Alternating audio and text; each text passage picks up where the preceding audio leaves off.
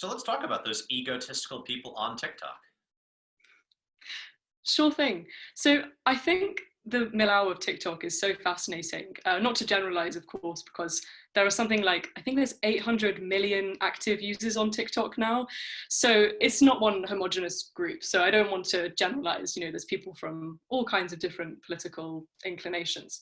But particularly focusing on the sort of witch talk coven, that corner of TikTok, it's a really interesting space because a lot of the users tend to be very engaged in left-leaning politics, and I think it comes from a genuinely good place. They want to make the world more just, and they're just very focused on the modern issues, the contemporary issues we're facing at the moment surrounding social justice. But what's really interesting is, at the same time, they're very much a product of the capitalist structures which they're trying to dismantle. So they're often sort of promoting these very almost socialist kind of narratives and abolish the police and things like that, which is, no value judgment there.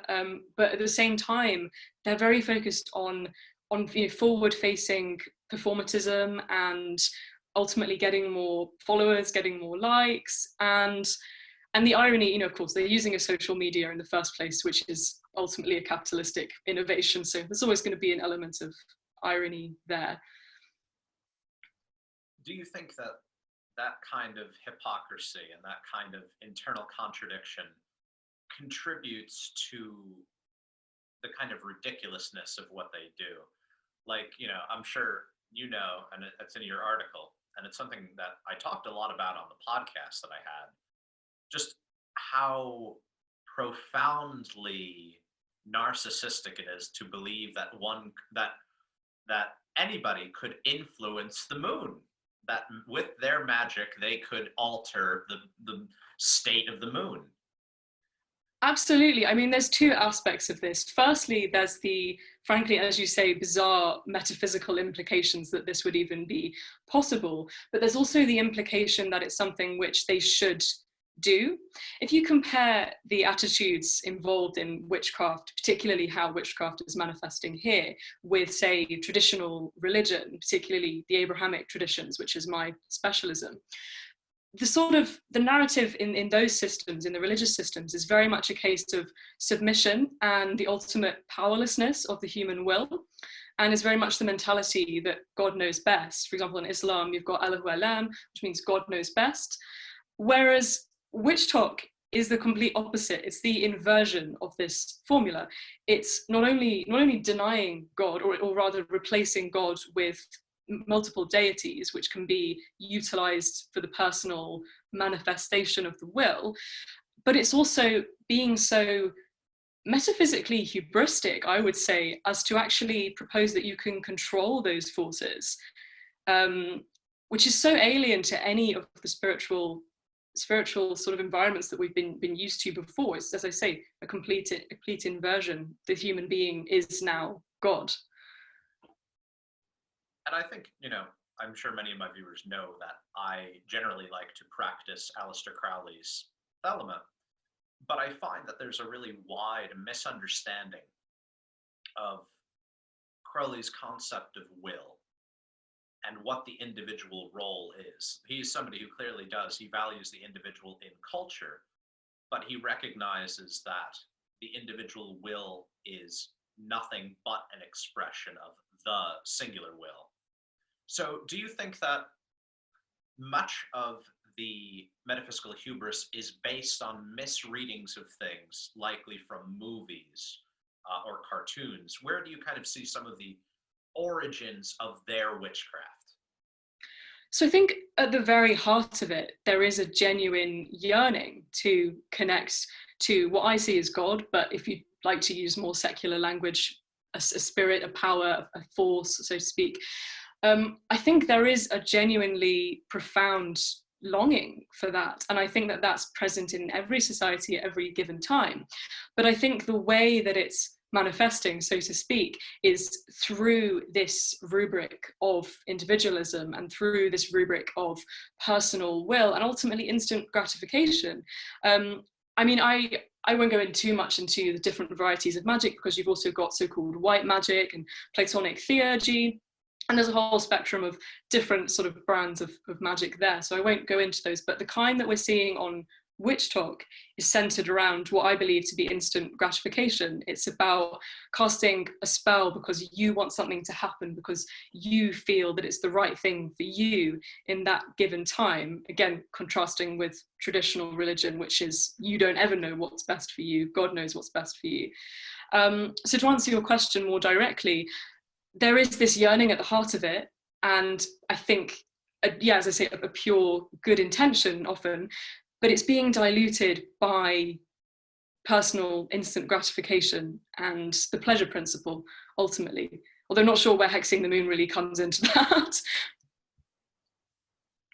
So here I think is the big question. Like, obviously that hexing the moon could not work, but does the magic work? Well, do you know, I mean, I don't feel personally in a position to answer this question because, you know, the metaphysics of it all, it's very multifaceted and very, very complex. But within certain religions, particularly Islam, for instance, there have been sort of divergent schools of mysticism, which have often come to resemble modern magic. So one of the Islamic theologians and philosophers who I personally specialize in is Al-Kindi, who's from 9th century Baghdad. And he was a very devout, pious Muslim, and yet he composed this huge treatise on what could be loosely described as theurgy and harnessing the celestial rays, which could be tied to astrology, sent down by God in order to make your prayers more effective, in order to manifest God's creative acts within yourself. So it is definitely true that there's a fine line, and even within many religious frameworks, they've produced works such as these, which could be compared to magic. And I'm quite inclined to believe that these forces do exist and that they potentially could be used if done very, very carefully in the right context.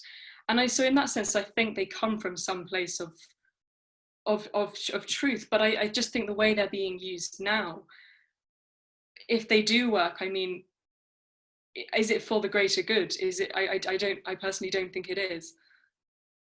That's the question. If it does work, and man does have powers that are what one would call godlike, I think that's really the point that they miss. Because I still think that, like you've said, it's so deeply capitalist, it's so deeply consumerist that they can't even recognize, like, what does it mean if this works? If I am actually influencing the world, is there an ethicality? Is there a responsibility to this ability? Yeah, absolutely. And I think particularly in terms of some of the examples of witch talk which I've seen surfacing on TikTok and other social medias as well. I mean, we shouldn't overlook Insta witches on Instagram. This, you know, that's also a whole other sort of movement of its own, which is, I think, slightly older. Actually, tends to be more millennials rather than Gen Z. I think that there's a fundamental belief they have, which is that what they want is how it should be. And often that's framed in the context of politics. So some of the recent examples that I've seen recently have been hexing Trump, hexing racists, hexing, you know, these forces which perhaps in an older worldview are seen as demonic, when in actual fact, in my opinion, the real demonic thing that's happening is these people believing that they as individuals can combat these things by manipulating the laws of physics, you know, metaphysics, manipulating the laws of nature, which could be linked to a lot of other elements of that whole kind of TikTok milau. But I shan't digress there. Do you think that so that raises a really interesting question. You think about a lot of the big horror movies of the 1950s, and a lot of it's focused on this kind of Luciferian humanity and the desire to create and the ability to create nuclear weapons. You know, is there a relationship between the modern forms of witchcraft, which I think are much more deeply egotistical and focused on altering what's going on, with science and the, purely materialistic way of doing that. Yeah, well, I think you're what you just alluded to there is a deeper problem in terms of scientism, because we've reduced the material world largely to the realm of the empirical and to the demonstrable and the scientific, so to speak. We have less of a sort of consciousness about the morality of the way that we treat the material world. And what's interesting is that a sense of spirituality is being reintroduced, the sense that perhaps the natural world does have some kind of power, except it's being used to the ends of other things, which again, as we've discussed, could be linked to instant gratification and even worse off, as you say, potentially nuclear weapons and all sorts of terrible things. And I don't want to sort of sound like a conspiracy theorist and say that this is the beginning of something much bigger, but I think potentially it could be, because now we've had this fundamental shift from we are the rulers of the physical world, we control it, both physically and now apparently metaphysically. What potential lies in that? I mean, it could get very, especially as soon as you start introducing factors such as profit and gain and success and fame and things like that, these things could be seriously manipulated. I'm not sure if you've ever watched David Lynch's Twin Peaks. In season 3, we see that the nuclear bomb is part of what rent the veil of the human world, and that this is a concept shared by one of Crowley's students, Kenneth Grant, and by Wilhelm Reich. Many people and many occultists found that after the bomb, that there was a fundamental shift toward this. And so it's interesting because I definitely think there's overlap with Lynch, with this idea that a lot of demons today are related to technology, are related to science. They're no longer kind of forest. They're no longer coming from the forest or rising out of the isolation of the desert. These are things in our home. Absolutely, no, I couldn't agree with you more. I think there's definitely potential for these things to infiltrate. I mean, even for instance, the fact that data companies and the whole GDPR scandal and things like that, even the fact that these companies are able to have a kind of all-seeing eye on what we're consuming, what we're even saying in some cases, in a way that's actually quite heretical, because they're sort of fabricating an omniscience, aren't they? Technology is trying to mimic the omniscience of God in that respect. And I mean, that's something that we should all be worried about from a perspective of data protection, but also more theologically, what does this mean if we're allowing all of our information to these other third parties with bad intentions, most likely? That's something I talk about a lot here. Like, even if we metaphysically did not live in a Gnostic world, we have produced one. We have created a demiurge. And so then in that case, do you think, is there a human desire for that, out of a fear of, if we do truly fear atheism, and I think that we do, did we need to manufacture gods? I mean, personally, I don't think we need to manufacture gods because there's already one there, which sounds polemic. But people need to. The people who have made this the semi-omniscient force, was it out of a need for God? Yes, I think ultimately, but I think it's the refusal to associate that need with God as an objective reality. I mean, I think from such a young age nowadays, the stereotypes that were presented about religion have such a long-lasting influence on the way that we perceive it later in life. For example, one of the dichotomies which we're so used to now is religion versus science, or science versus spirituality, and rationality is seen as being opposed to these things. So as a sort of individual of modernity living in the modern world, I think people feel there's an inherent contradiction sometimes with believing in God as a non-empirical spiritual being. And so it's almost a sort of reflex that you just simply can't, you don't turn to religion anymore. That's simply just not what we do. And yet, as I said earlier on, the desire is perennially there. It's always there. And so if we refuse to believe in it, we will end up projecting it onto other things. So yeah, to answer your question, I think there definitely is an element of that within this fabricated omniscience and these fabricated gods and the fabrication of the god within the self.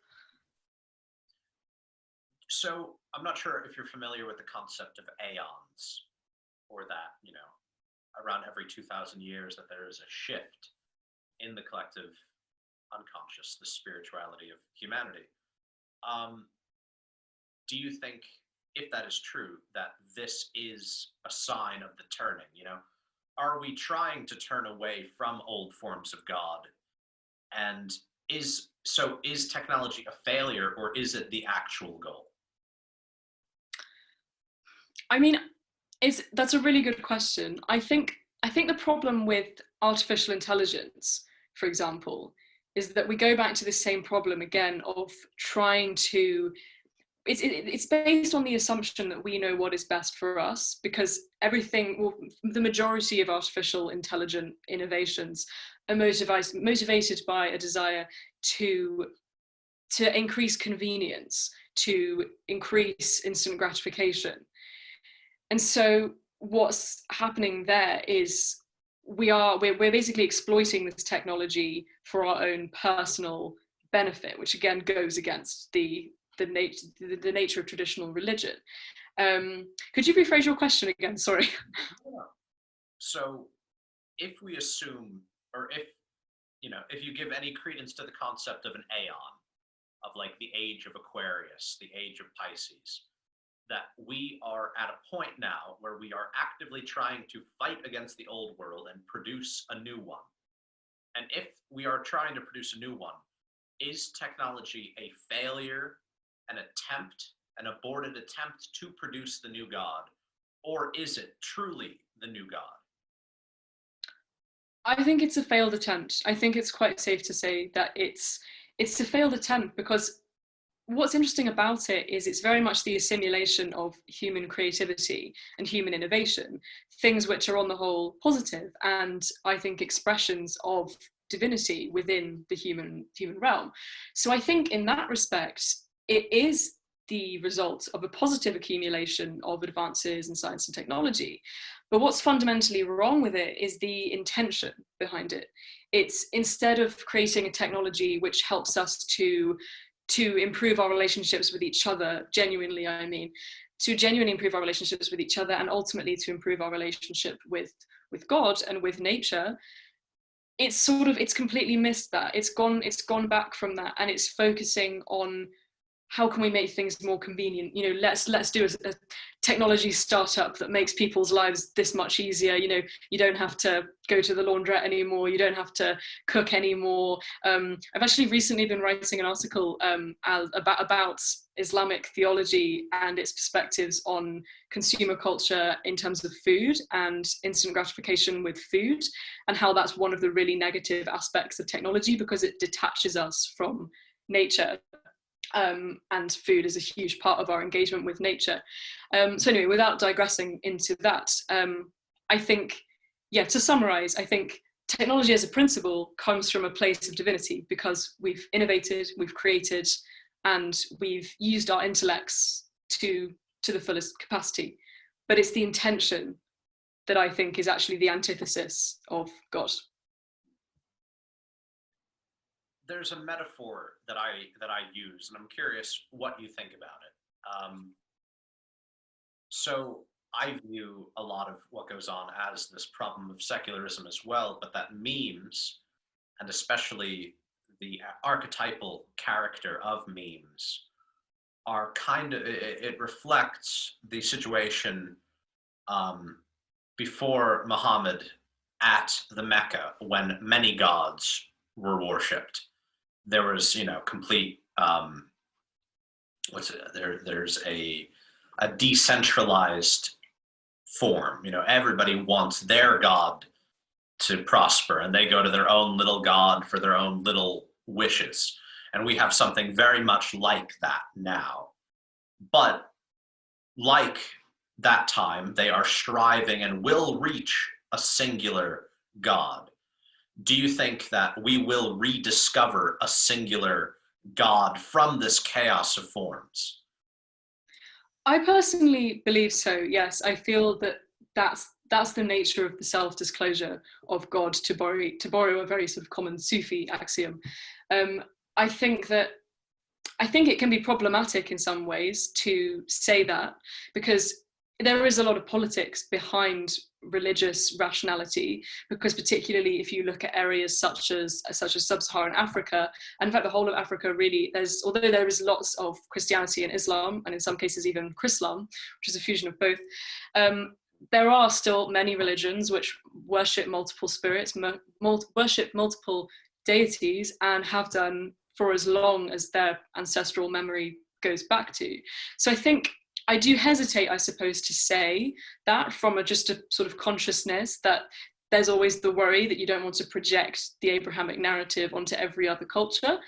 But that said, I do think that even in these religions where they have multiple spirits and multiple deities, I think in the majority of cases, even those systems ultimately go back to one individual source. Like within Hinduism, there's this underlying monotheism which is behind all of the multiplicity of deities. I mean, it could even be compared to how in Islam you have one God who is absolute unity, Tawheed, and yet has over 99 names.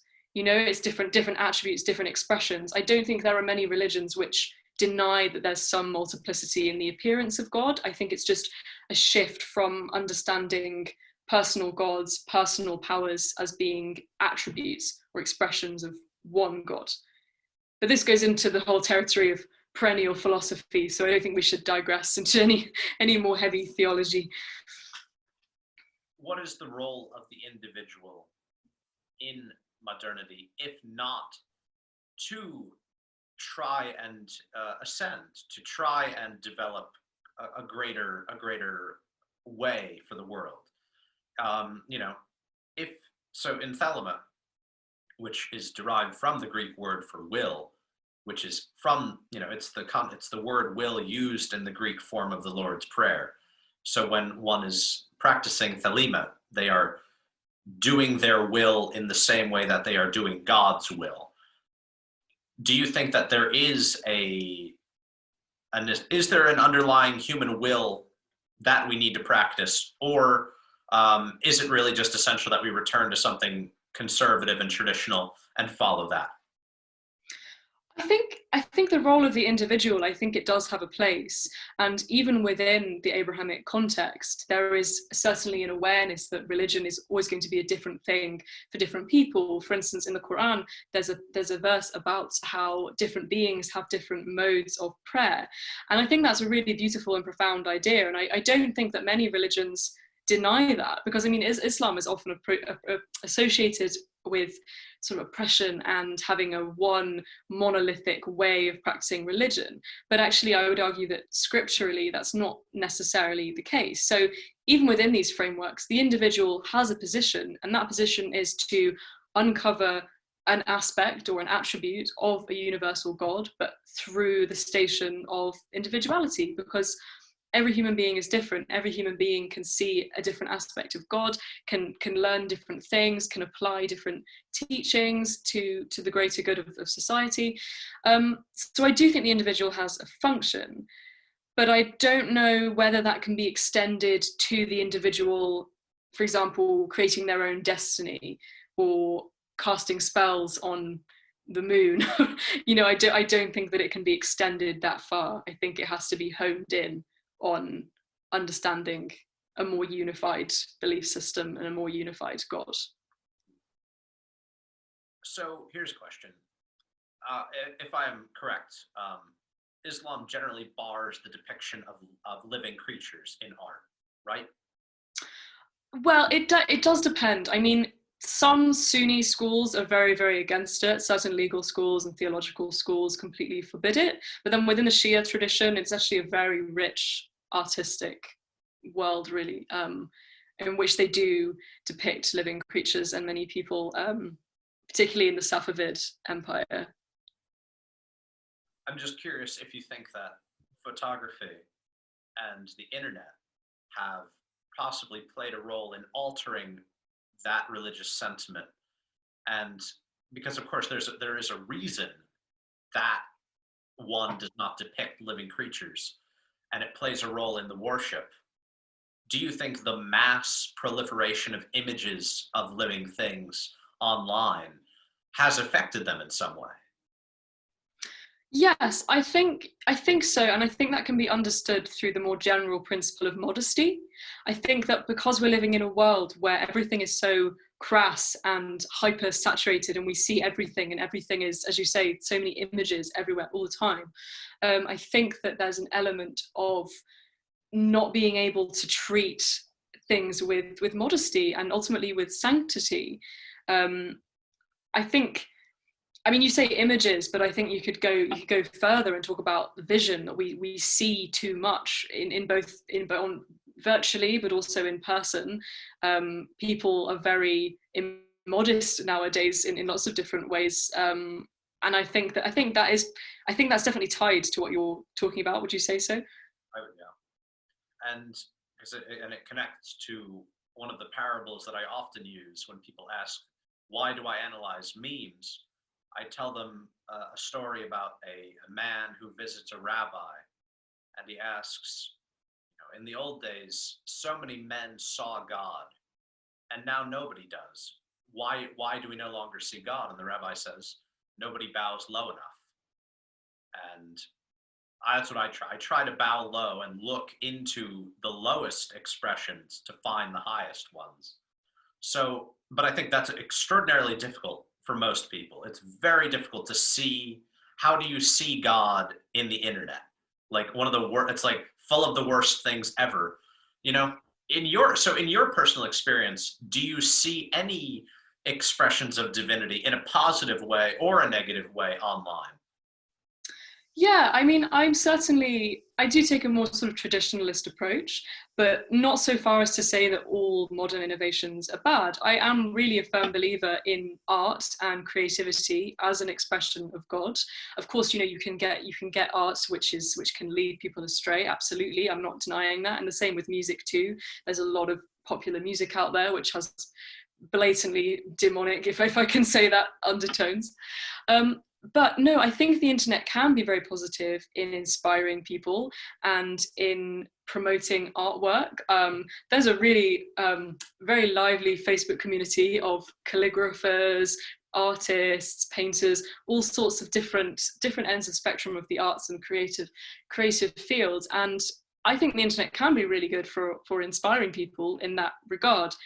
It's just a question of how much is this ultimately tainted by other ideologies and other malevolent forces, sorry, and does that really justify the amount that we use the internet today? Is there a way we can move forward and eliminate these aspects? It's a big question. Let's talk about Scientology. I actually have some quite funny, although probably not supposed to share, experience. I have actually worked at a Scientology event, so I have kind of seen some things with, yeah, firsthand. What's your interest in Scientology? Why do you ask? I'm a big fan.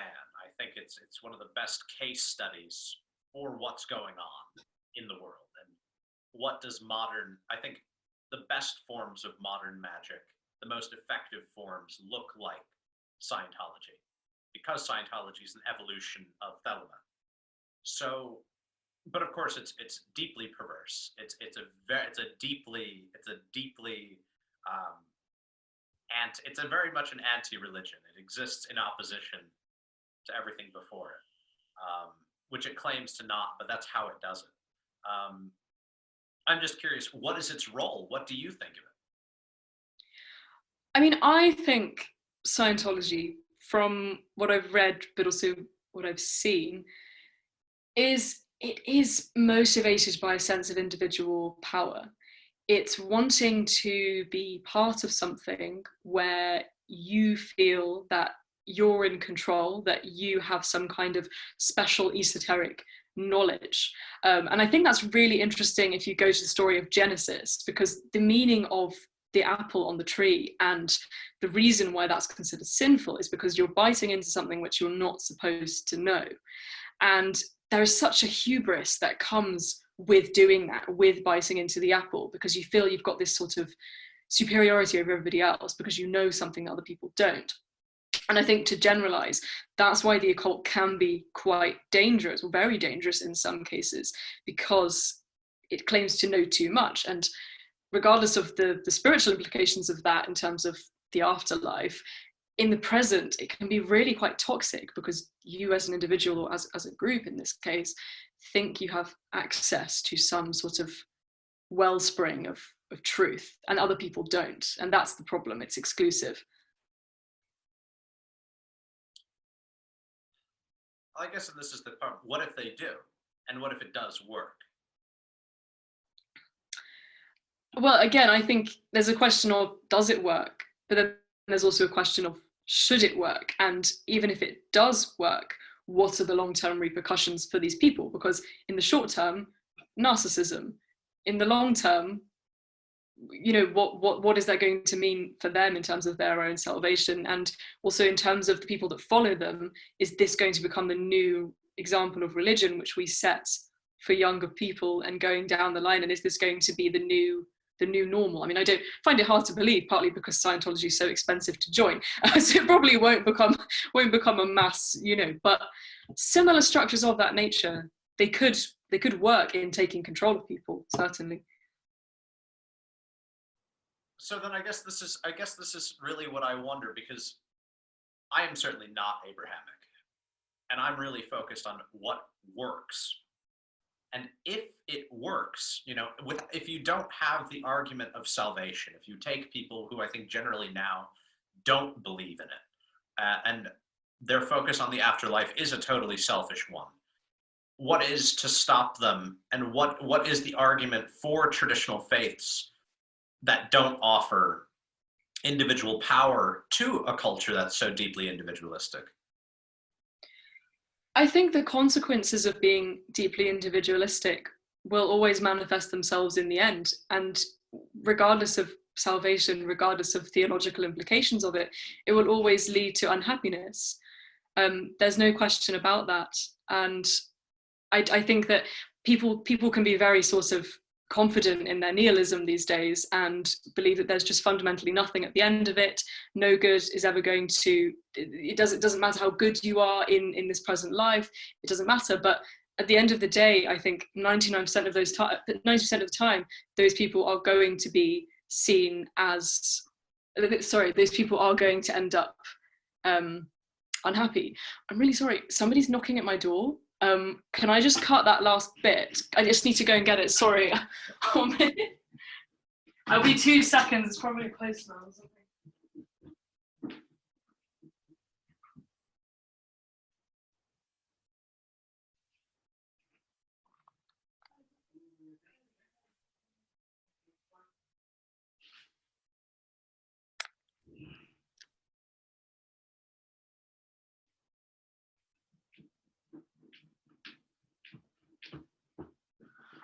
Hi, I'm so sorry. Do you mind just going back to that last question? Because I think I messed up anyway. Is that okay? I don't even recall, but I wanted to ask you one. Okay. What do you think about Freud? I find Freud's approach generally very reductive. I feel that it fuels a sort of cultural understanding of the self as an inherently dark entity, as opposed to the narrative of traditional religion, whereby human beings are good and ultimately have divine qualities. So I think that while Freudian psychoanalysis can probably be quite helpful for some individuals, the implications it has on the inherent corruptness and darkness of the human soul are frankly counterproductive in terms of our spiritual progression and our spiritual development. But I suppose this is the big argument, because when I think about traditionalism, and when I think about the serious flaws in traditionalism, I'm always brought to Freud, and to really the problem of incest. Like, if you have a family structure centered on its own security and power under another force, don't you think the problem of incest is always going to be brought up? I think it's something like 1/3 of people have been abused, or 1/3 of women, 1/6 of all people. If you know, and there simply is prevalent sexual abuse in humanity, and I think it probably was even worse in the past. Um, so do you think that there's a way for traditional religion to grapple with that darkness? Like, even if we can say that that is not the wellspring of the unconscious, that that is not the true ultimate nature, but that it is an aspect of the human unconscious, is there a way for religion to grapple with that, to move and progress from Freud? I mean, I think a lot of it boils down to temptation, and these corruptions, such as incest, these are results of ultimately demonic temptation and demonic forces, which are corrupting the naturally good inclinations of the human being. Yeah, sorry, could you just rephrase the question slightly? In that case, how does one combat that demon? Because it is certainly, this is my problem, that demon is very powerful in traditional structures. What can be done about it? I think personally, and it's hard to answer this question without it being slightly religiously polemical, so I hope you appreciate that. I think remembrance of God, and I think evocation of God's beauty and God's attributes ultimately are the only way that you can really, really avoid those satanic impulses and that darkness. For example, in Sufism, one of the most central practices of most Sufi tariqas, paths, is the dhikr, which means remembrance or reminding. And the very act of performing dhikr is to evoke the names of God and to completely immerse oneself psychologically in God's attributes, in God's nature.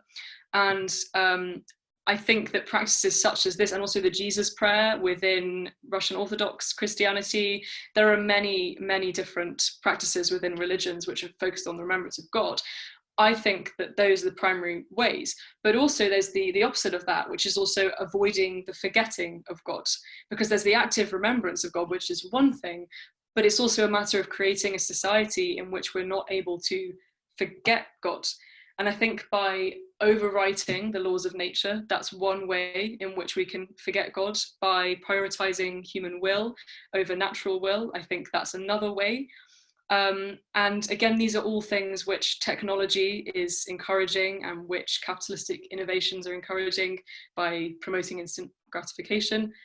So essentially, you have to have an environment where God is not only remembered, but prevented from being forgotten. Though in so many religions, in every religion, the majority who believe are ultimately mundane. They are ultimately disinterested in the higher elements of God. So that's a pretty massive, question. That's a pretty massive answer to them. Like, to the people who experience mundane horror and mundane daemonism, the answer is simply to elevate them. But how does one elevate an entire culture? How does one elevate? And I agree. I think that a significantly more divine and focused culture would prevent a lot of horror. But how does one do that? How do you make gold when you're working with lead? Mm-hmm. No, I think it's definitely an issue. And I think a lot of the reasons why people, particularly in my generation, turn away from religion is because they see a lot of its practices as being very arbitrary. And they don't actually see religion as being an access point to anything spiritual, which I think doesn't necessarily show the faults in religion itself, but it just shows the faults in how religion is taught and how religion is promoted.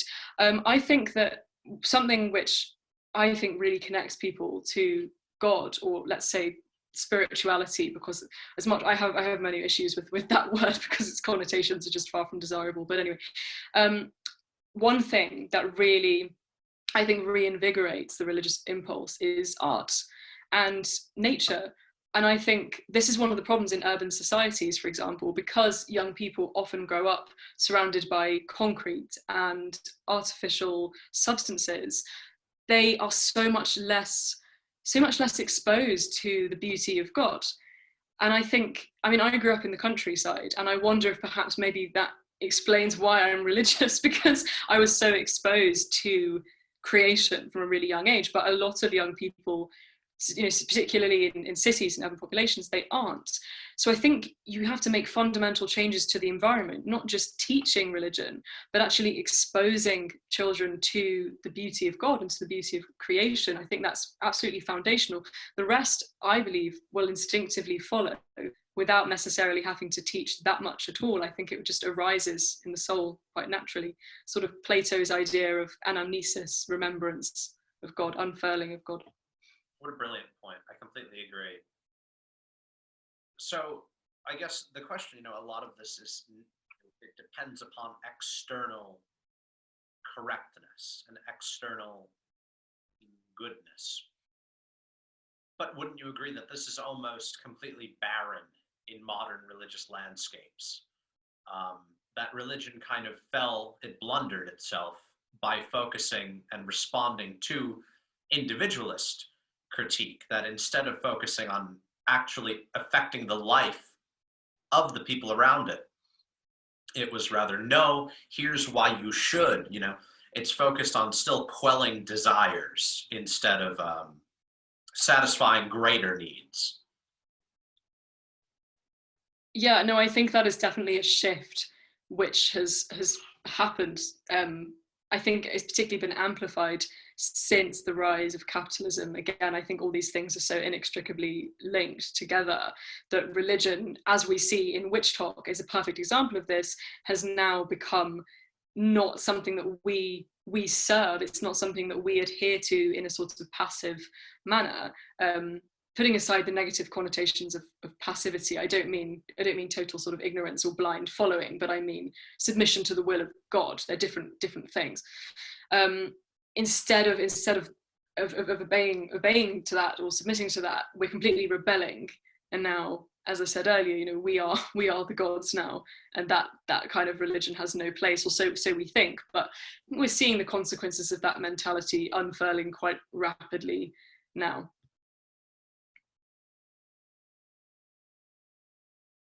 I suppose I'm brought to one of the big questions from Nietzsche and his vision of the growth of man from a camel to a lion to a child, and Crowley's vision of the new aeon being one of the crowned and conquering child. And I don't necessarily think that the vision of the child is the vision of a self-fulfilled being at all. I view it far more as a kind of return to an animism. The child is a natural animist. Like you were saying, they see God in the countryside. They see God in nature. And what I see prevalent now is the child who grew up in the city, the child dependent on pleasure, on these kind of, on television, on entertainment, instead of the child who experiences the world. So do you think there's something to be said for a new role of the individual as somebody who is able to change the world to be more beautiful? Is that perhaps the point? Can we reach closer to God through individuals altering the face of the world? Is it possible? Yeah, absolutely. But I don't know if altering is perhaps the right word to use. I think it's more reverting. I think it's reversing the damages that we've caused, including hyper-industrialization, that being one of them. And yes, perhaps that sounds slightly whimsical and idealistic, but another time, we'll talk about that another time. But I think it's a matter of reversing these things. And can I just say, it's really interesting that you were mentioning about how children grow up on pleasure, things like television, living in sort of big, industrial environments, because I think that they gain a sort of false sense of of pleasure being something which is easily accessible. If you live in a more rural setting, for example, you're much more exposed to the death and decay which is natural with life. And I think it's quite sort of character building to experience that and to be in nature and seeing the constant cycles of things coming and going, or generating and corrupting, as Aristotle would say. Whereas now, children don't really see that. Sure, of course, children have hardships, and there are hardships that come with merely being in an urban environment. And I think we've definitely illustrated the long-term negative repercussions of those things. But I just think it was an interesting point you made, that children who live in this environment where they're fed pleasure constantly all the time, they're less likely to want to submit to God. They're less likely to want to see God as being more perfect, because God as being the highest perfection, because they've already had perfection simulated for them in some ways, if that makes any sense. I have 2 points. I'll start out with Wilhelm Reich, because I think he is the closest thing to, at least what I would consider a true look at the world, a true look at the religion that I would follow. And he viewed the body as a vessel and a product of what he would call God, energy. But he identified it as sexual. He identified the essential character of the universe as sexual, in that it is expanding and contracting, creating and destroying, going in and going out, and that the entire world is this product of energy, but that energy is God. It is love. Which sounds a little bit new agey, but I think that it inspires a kind of conscious animism, which is necessary to see beauty again. So how do you see the body playing a role? Because I think one of the big critiques Nietzsche has of the Abrahamic faiths is that it denies the body and it denies nature. But you seem to be focused a lot on God in nature. How do you see that split? I mean, I tend to take a sort of divided view of the soul. I wouldn't go as far as to say that I'm a Gnostic dualist, although sometimes it can be quite tempting given the times we live in. But I think that the body is sort of at war with two opposing forces. There's the base animal desires for these things such as instant gratification. And then there's the desire to become closer to God. And I think such an important point of being human is it's mediating those two things.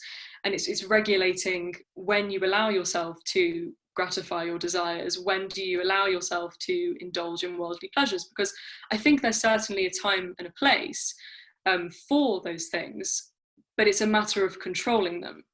I think, for example, I think that sex, I don't completely reject sex as being this base animalistic thing. I think sex can be certainly holy if done in the right context. Personally, I think within the institution of marriage, but that's just my opinion. I mean, I don't think that has to be universally, the way for everybody. So I think it's very much whichever way you choose to do it. I think it's about regulating those two aspects of being human. Reich seemed to think that there was a natural regulation that occurs, that given an appropriate culture, it naturally is regulated. There's not a need for repressive structures to regulate humanity, but that humanity will regulate itself if not traumatized. I just think if that thesis was realistic, how come we haven't really seen any results? Or if we have seen results, how come those two have regressed back to where we are now, which is complete antinomianism, rejection of religious institutions? Why would that have happened if we were truly self-maintaining and we didn't fall into these surpluses and deficiencies of certain things so frequently? I suppose that is the role of Freud, and I think that at the end of his life he realized that Freud was right about the existence of the death drive, and that humans do have an innate desire to destroy themselves and to make themselves miserable. I think perhaps there's an innate, I wouldn't call it innate, there's certainly a desire there, which is we're constantly being tempted with it, usually by the short-term pleasures of these destructive things. But I don't think that that constitutes the entirety of the human soul. I see that as being an adulteration of the goodness of the human soul, not as its fundamental essence. And that's where I feel Freud gets it wrong, because he acknowledges that there is this aspect of temptation, but he conflates that with the so-called psyche altogether. But it's the answer to your question of if humans are good. And if humans are good, then it would follow that they are self-regulating, that they naturally will do God's will. Then there does need to be a desire to destroy themselves and to go against God. That is what, that is the problem. Sure, but I think that society as a whole can certainly not necessarily enforce, but inspire certain ways through which that we can collectively defeat those instincts. I think that they are almost always going to be there. That's just an element of being human. But I think that as I say, as a society, I think there are certain mechanisms through which we can overcome that. And I think beauty and admiring creation, the physical world, I think, again, is absolutely foundational in that process. But this is precisely Freud's thesis. That's what I mean. And I suppose what I'm arguing is really that humans can reach a point of innate goodness. They can return to the root and no longer need that regulating society. Because I'm agreeing with you on that humans are innately good, that there is not that, I hope that there's not that innate death drive. But death drive necessitates society, and society exists due to the existence of death drive. But if it can be overcome, if humans are innately good, then there would be a self-regulation. I see where you're coming from, but okay, cut this bit out. I don't want to seem. But I feel like that's a slightly reductive approach to take in terms of life being all about the death drive. I think it's safe to say that there are certain challenges in life and there are things which everybody suffers from, but I don't think that those are inherently correlated with this desire for destruction. I don't think that's necessarily true. I think things which human beings have to grapple with, regardless of this death instinct, is things like aging and death. Those are things which naturally create challenges in society. Lack of resources, environmental issues, those are things which are always going to be there. I think that life is about overcoming those external things.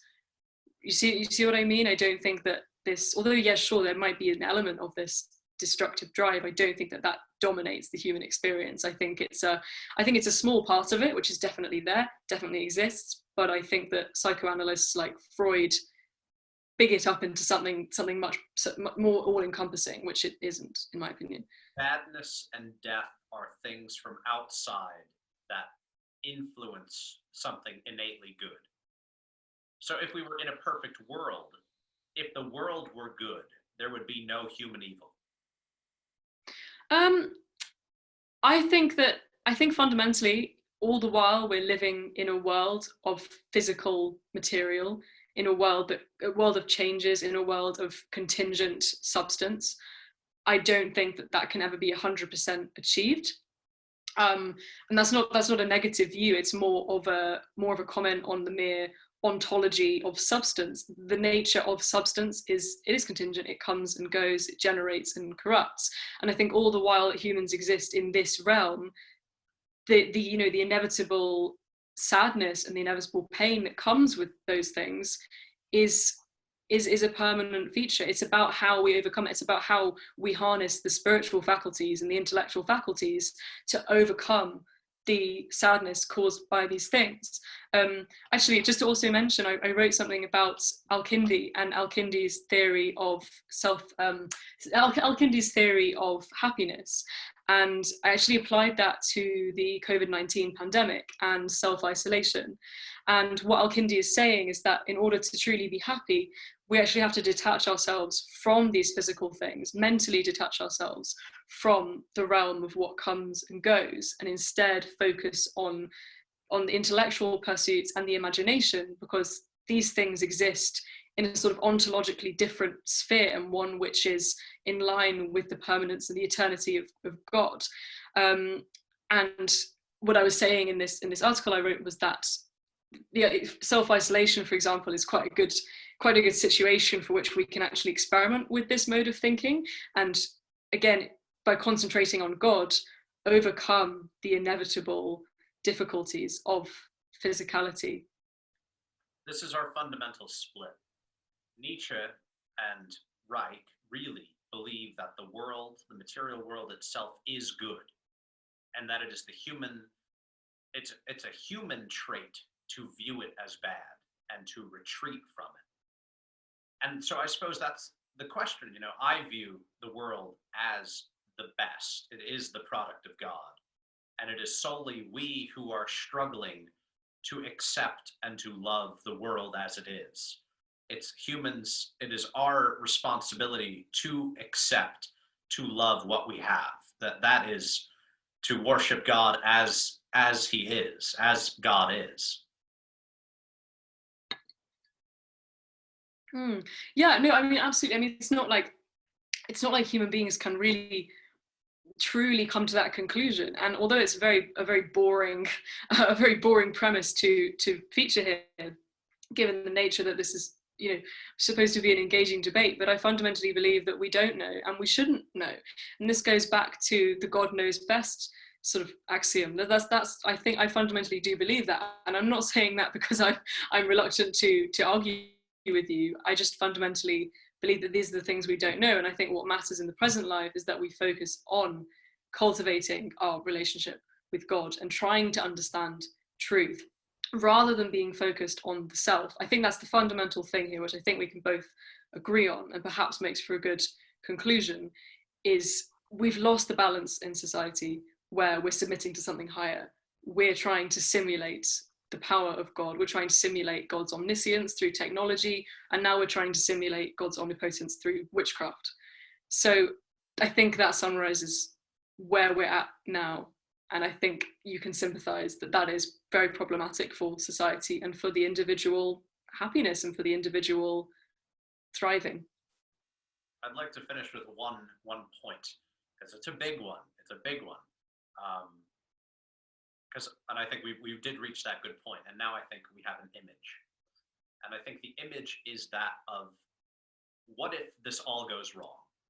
What if there is no saving it? And what if humanity goes completely into this technological kind of Luciferian way of life? And to me, that vision of the human who will come out, or what comes out the other end, is that of the extraterrestrial, that of the alien. Something devoid of emotion, devoid of spirit, something reduced entirely to a head. It's just ego. It doesn't have a body. It doesn't really have beauty. There's no gender. There's no expression. And they're often viewed as humans from the future, coming back and trying to get things. They're trying to get sperm or eggs or organs because they actually need the human beauty and creativity that still exists before it's extinguished by their technological pursuit. What do you think about aliens, and what do you think about religious cults that worship aliens? I think this is a really interesting question, and I think that well, I have to say, first thing that comes to mind is I've been reading the work of an Orthodox monk called Seraphim Rose, who's a very, very controversial figure, and I completely acknowledge that. One of my good friends is an avid fan of his work and has lent me a collection of his writings, so I've been getting stuck into that. And his perception on aliens and UFOs is that they're actually devised by satanic forces to try and confuse the minds of human beings and ultimately distract them from the laws of nature. And he gives a lot of anecdotal evidence of cases where people have seen a UFO, or they think they've seen a UFO, and then they become so fixated on how could this be possible? This challenges everything I knew about the laws of nature. And over time, they end up rejecting the laws of nature and rejecting religion because it completely baffles them beyond understanding. And Seraphim actually talks about how many descriptions of Satan across the Bible talk about Satan appearing in human form and luring people in. And he compares that to some accounts of aliens who are seen as being humanoid. So all of this is really fascinating and quite trippy, actually, territory. I'm not sure how convinced I am by his theory, but in terms of your question, I think there is some truth in that, in aliens. By worshipping aliens, it makes us believe that there's something else out there, and that everything we know about the laws of nature doesn't matter anymore. And that in itself is quite a demonic thing, because it's turning away from creation and instead turning towards something else, which seems intriguing, but what's really at the heart of it? You see what I mean? You want some really disturbing sacrilege? Is the ancient alien theory. Like, they would say Muhammad was visited by an alien, that Gabriel was an alien, that Jesus was an alien, and that when he went up, it was a UFO. Like, there's a desperate drive to reduce everything divine to science and to something that is real. They would rather believe that everything human ever, every great thing that we ever did, every great thing that was done through God and through the Spirit, it was just aliens. It was all... Absolutely. I'm so glad you mentioned this point, and this takes different forms across all kinds of different discourses. For instance, the environment I find is such an interesting one, because often you see all these infographics about climate change on Instagram, and then I saw a post recently and it was talking about nature reclaims itself, and talking about how if all humans were gone, nature would reclaim the earth or something. And just the use of terms was so interesting, as it was saying, look at how nature is, look how intelligent nature is, it can always come back, and there's this force that can overpower humans, and yet at no point are they willing to delve into the semantics of spirituality or into gods or deities. It always has to be limited to the physical realm. And I think that's why aliens are so interesting, and that theory you just described, because as you say, it's this refusal to plunge into the possibility that there is something beyond, there is something divine, and instead we have to confine that to either a glitch in the nature of reality, or just another aspect of reality which we haven't yet discovered empirically in the case of aliens. But nonetheless, it reduces them to empirically demonstrable forms. Absolutely. And how sad a world it would be were there not anything but that, anything but this kind of dull existence. Which is not to say the material world is dull, but we make it something dull when we believe in materialism. Absolutely, absolutely. I mean, even science now is driven by the pursuits of often capitalistic innovations and this sort of competition for knowledge and who knows more. And there's no real sense of sanctity in science anymore. And this is a whole other tangent. But it ultimately contributes to what you're talking about, which is an ultimately soulless world where we've completely lost touch with spirituality, and those yearnings we do have for spirituality manifest within that framework of actualizing nothing more than our personal desires, than these base desires. Completely agree, and I want to end it, but there's one more point I want to make. As to why scientism has proliferated. I really do think that in the past, like if you go back to some of the major physicists of the 20th century, they all found God at the end. They found God one way or another. But today, the kids who go into the scientific field are people who grew up on scientism, on pop science. So they no longer understand that it used to mean something. It used to strive for something. Today, it really is blind. Absolutely. And I think a lot of the reason for this, particularly in my generation. So I'm studying, I'm an undergraduate student, so most people my age are sort of part of that culture, doing lots of people doing STEM because the government have really been pushing STEM. And there's absolutely, I'm making no value judgment of studying STEM because it's so important. As I say, different human beings have different purposes, and we're all manifesting God in different ways. And science is a fantastic way to do that. But scientism, I think, what I was just going to say in terms of these people I know my age and my experience of the schooling system, we were so often exposed to this dichotomy of, it's either religion or science, or it's either empiricism or irrationality. And we just were very, very much exposed to this false binary, basically. And obviously that's just simply, it's a symptom of a far deeper problem, but I think causally that's what has been responsible for a lot of young people seeing these two as irreconcilable. I